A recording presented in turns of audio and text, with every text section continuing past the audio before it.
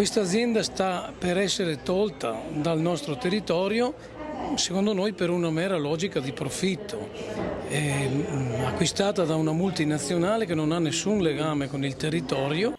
Dalle Dolomiti alla Riviera dei Fiori, la crisi della Safilo il giorno dopo l'imponente manifestazione che a Longarone ha riunito oltre 2000 lavoratori è sbarcata a Casa Sanremo, la vetrina nazionale all'interno della quale la provincia di Belluno con la regione Veneto e DMO in queste giornate dedicate al Festival della canzone italiana stanno presentando le eccellenze del territorio.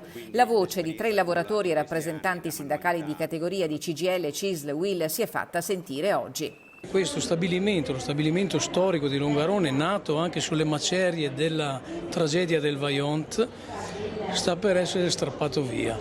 Parole forti per sostenere la battaglia di 472 lavoratori che rischiano di perdere il posto. Questo può essere impedito, hanno detto i 3 lavoratori di Safilo ai microfoni di Casa Sanremo. Noi sappiamo fare l'occhiale dall'inizio alla fine con una qualità giudicata eccellente. La qualità e l'eccellenza dei nostri occhiali è riconosciuta in tutto il mondo, abbiamo lavorato per le più grandi griff di tutto il mondo già dagli anni 60 in poi, non c'è un occhiale che ha indossato una star o qualsiasi altro personaggio pubblico famoso che non sia passato tramite la Safilo. Disperdere esperienza e professionalità maturata nello storico sito di Longarone sarebbe un colpo duro per tutto il comparto della manifattura bellunese, veneta e nazionale.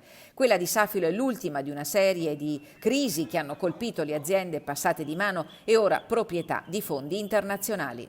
Nelle realtà in cui invece intervengono dei fondi esteri, la realtà e il minimo comune denominatore è sempre il medesimo, si fanno gli utili e poi quando le cose non vanno più bene si levano le ancore, si vanno via e si lascia le persone in ginocchio. I lavoratori si sono perciò appellati alla politica perché questa si adoperi per vincolare i fondi industriali alla presentazione di piani lungimiranti nel tempo.